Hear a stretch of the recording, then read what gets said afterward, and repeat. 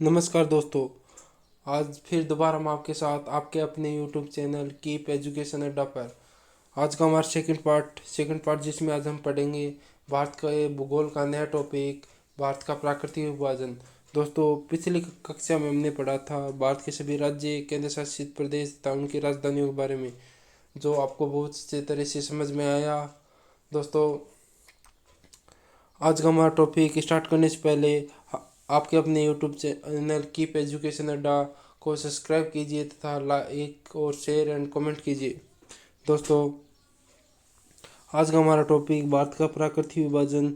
जो आप यहाँ देख रहे हैं, यह भारत का प्राकृतिक मानचित्र है, जो सैटेलाइट से देखने पर इस प्रकार का दिखाई देता है।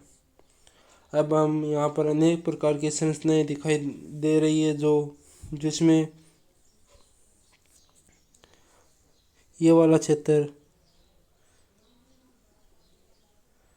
जो बर्फ से ढका हुआ है तथा यहाँ अनेक प्रकार की पर्वत श्रृंखलाएं स्थित है। ये पर्वतीय क्षेत्र है।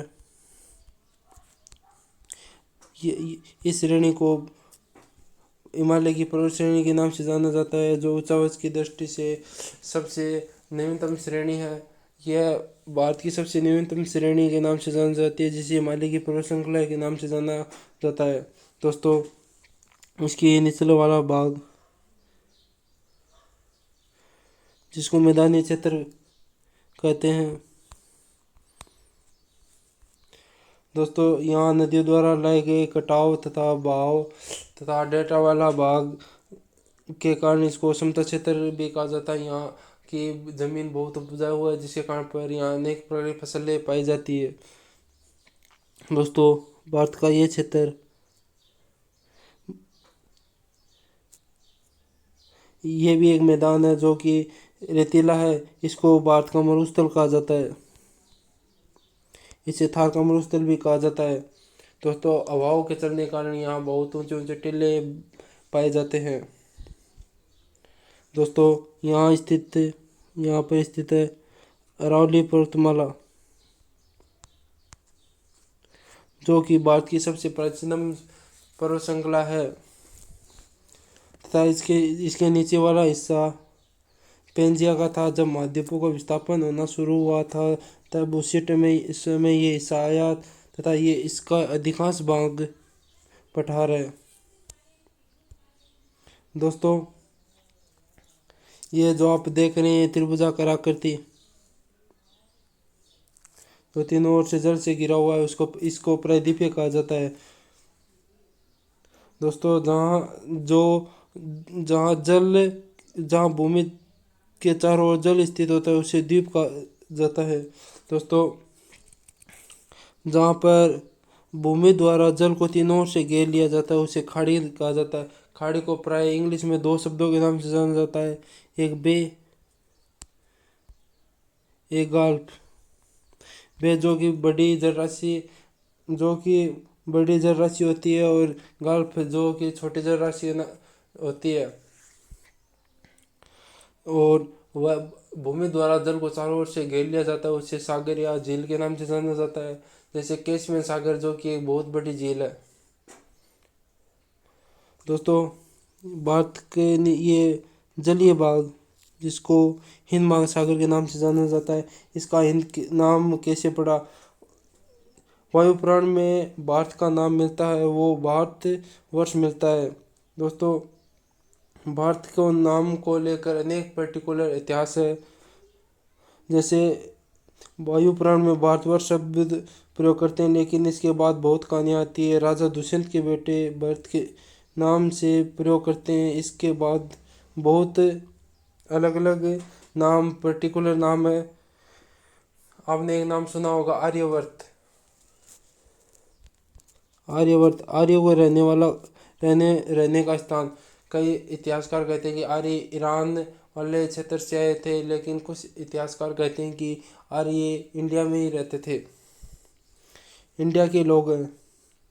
दोस्तों, जब अरबी यात्री यहाँ आना शुरू हुए, तो उन्होंने इस वाले क्षेत्र को, इन सिंधु नदी के साथ शब्द को, हा के शब्द नाम का उच्चारण किया तथा उन्होंने इसको हिंदू के नाम से बोला, सिंधु को हिंदू के नाम से बोला। उन्होंने कहा कि हिंदू जहाँ हिंदू रहते हो, हिंदू रहने वाला स्थान को हिंदुस्तान कहा। जब यूरोपीय यहाँ आए तो उन्होंने इंडिया शब्द प्रयोग में लिया, लेकिन भारतीय संविधान के भाग फर्स्ट में लिखा हुआ है कि भारत और इंडिया दोनों शब्द को सूचित किया है। दोस्तों वहाँ लिखा है India, India that is Bharat, Bharat जो कि एक इंडिया है, या भारत ही इंडिया है।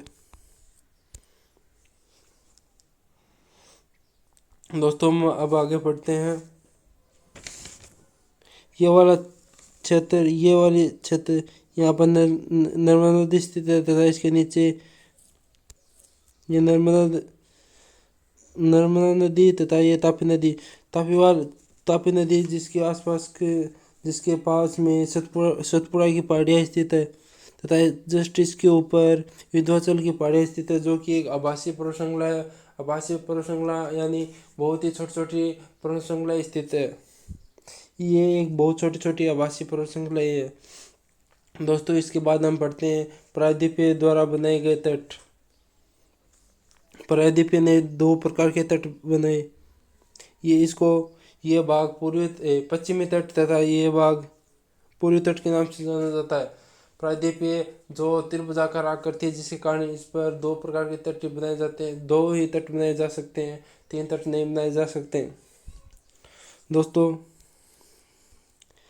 यहाँ अनेक प्रकार की पर्वत श्रृंखला स्थित है यहाँ और यहाँ पर, जिसके कारण यहाँ बहने वाली नदियों के कारण इन पर्वत श्रृंखलाओं के आगे अनेक प्रकार के डेल्टा तथा मैदानी क्षेत्र बन जाते हैं। यहाँ पर मैदानी क्षेत्र बन जाते हैं यहाँ पर, जिसको तटीय मैदान कहा जाता है। इस वाले हिस्से को पश्चिमी तटीय मैदान तथा इस वाले हिस्से को पूर्वी तटीय मैदान के नाम से जाना जाता है।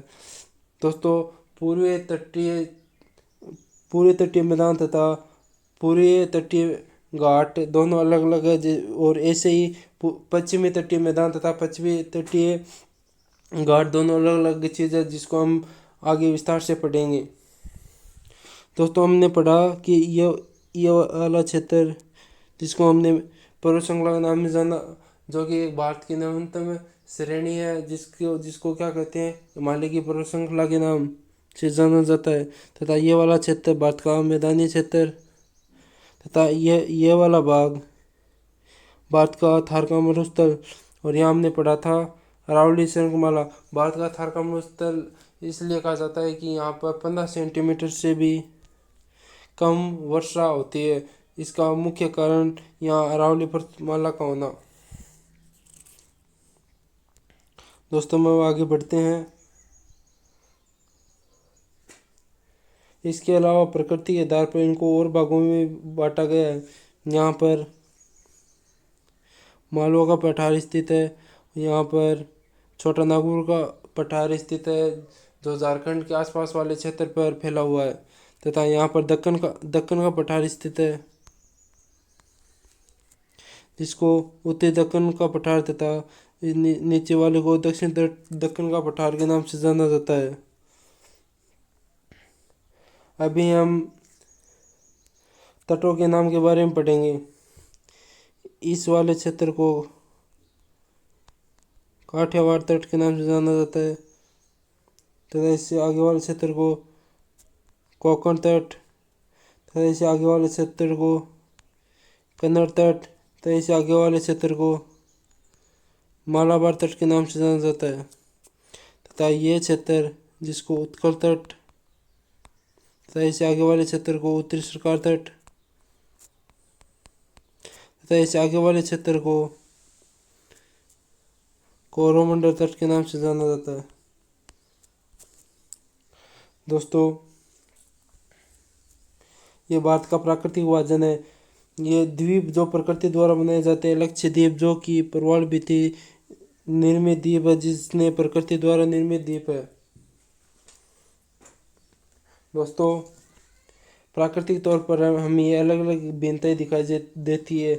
जैसे यहाँ जल छोटी छोटी जलराशियाँ, यहाँ जलराशियाँ बहुत सारी स्थित है। इसके बारे में हम आगे देखेंगे। जैसे नदी तंत्र, मतलब नदियों का संगम तथा बहुत सारी नदियों का संगम तथा इन नदियों के बारे में हम आगे विस्तार से चर्चा करेंगे।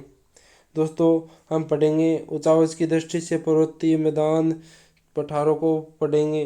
पर्वतीय श्रेणियाँ, पश्चिमी घाट, पूर्वी घाट को इनको विस्तार से पढ़ेंगे। नदी तंत्र, झीलों को भी बहुत विस्तार से पढ़ेंगे। दोस्तों बहुत सारी बनी हुई बहुउद्देशीय परियोजनाएं, इनके बारे में भी आगे हम चर्चा करेंगे। मैं प्रयास करूँगा कि ये आपको बहुत अच्छी तरह से समझ में आ जाए।